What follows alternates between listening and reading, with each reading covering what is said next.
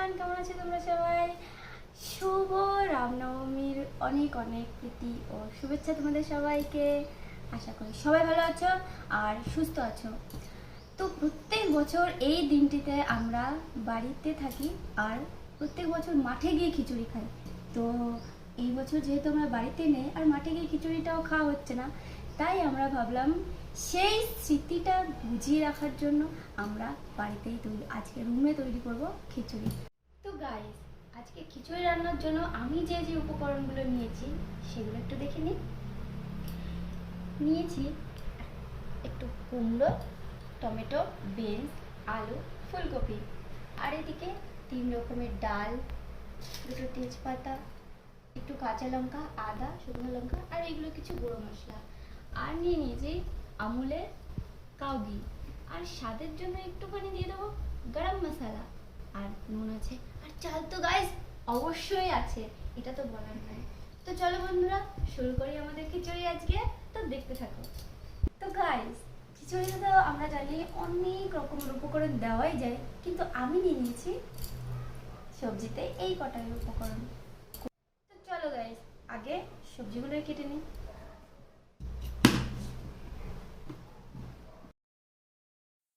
প্রত্যেকবার এই দিনটাতে আমরা বাড়িতেই থাকি, আমি এবং আমার হাজব্যান্ড। আজ অবধি এই দিনটা মিস করিনি। এইবার এরকম হচ্ছে প্রথমবার আমরা বাড়ির বাইরে আছি। তো বন্ধুরা, তোমরা জানিও তোমরা আজকের দিনটা কেমন এনজয় করছো, যারা বাড়িতে বসে রামনবমী সেলিব্রেট করছো। তো তোমাদের সঙ্গে কথা বলতে বলতে দেখো সবজিটাও কাটা হয়ে গেল, আর আমার বর এখানে এসে আমাকে নাকে একটা খোঁচা মারলো। অ্যাকচুয়ালি ও ওরকমই করে। তারপরে সবজিগুলোকে ভালো করে ধুয়ে নিলাম। রামনবমীর মাঠে বসে সবার সঙ্গে একসঙ্গে বসে আনন্দ ফুর্তি করে খিচুড়ি খাওয়া আর ঘরে বসে খিচুড়ি খাওয়ার মধ্যে তো রাত দিন তফাৎ আছেই, তবুও স্মৃতি উপলক্ষে। তো গাইস, আগে সবজিগুলোকে একটু হালকা করে ভেজে নিই। প্রথমে আলুটাকে ভাজছি, আর সবগুলো আলাদা আলাদা করে ভাজবো, একটা একটা করে।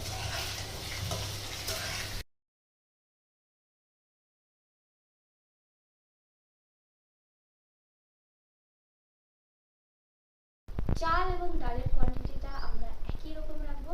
তো দেখে না আমরা ডাল কতটুকু দিয়েছি এবং সেই পরিমাপ মতোই চালটাও দেব।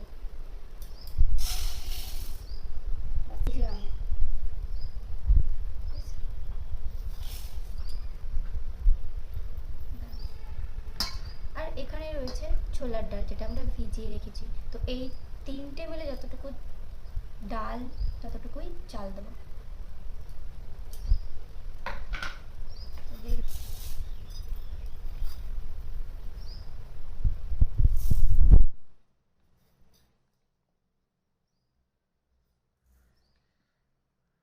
তো গাইস, চালটা আমরা নর্মাল চালই নিয়েছি, যেটা আমরা সবসময় ভাত খাই, সেই চালটাই নিয়েছি।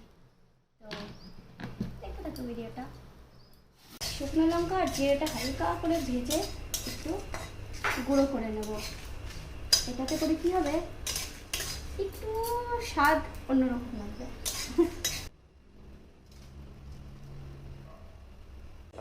ভেজে রাখা এই সবজিগুলো দিয়ে দিচ্ছি।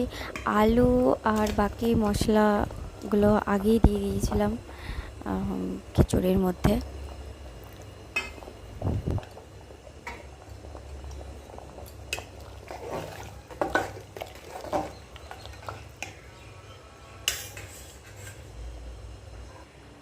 কুমড়োটা রেখে দিয়েছি, ওটা লাস্টে দিয়ে দেবো।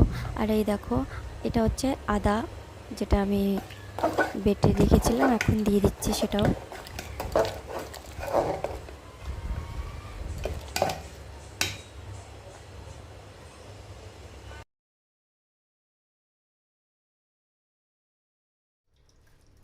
গাইস, আমাদের খিচুড়ি কমপ্লিট। তো এখন লাস্টে দিয়ে দিচ্ছি একটু ঘি।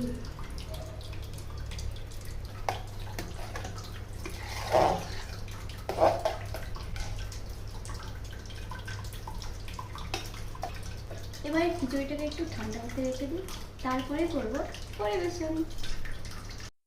গাইস, এর মধ্যে একটা ইন্টারেস্টিং জিনিস হচ্ছে, বা আমি রুমের মধ্যে বসে শুনতে পাচ্ছি সজোরে বৃষ্টির আওয়াজ।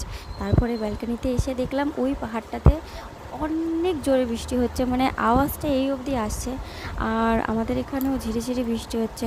তো দেখে ভাবলাম যে একে তো খিচুড়ি, তার উপর থেকে আবার বৃষ্টি, খিচুড়ি খাওয়ার মজাটাই হবে আলাদা। কিন্তু সেটা শুধু একটা ভ্রান্তি ছিল। আমাদের এদিকে তো বৃষ্টি আসেইনি, একটু ছিটে ফোঁটায় বৃষ্টি হয়েছে, বাকি বৃষ্টিটা সব ওই পাহাড়টার ওখানে হয়ে গেছে। তো যেটা ভেবেছিলাম সেটা হয়নি, একটু খারাপ লাগছিল। গাইস, আমাদের খিচুড়ি এখন রেডি হয়ে গেছে, আর পরিবেশনও হয়ে গেছে।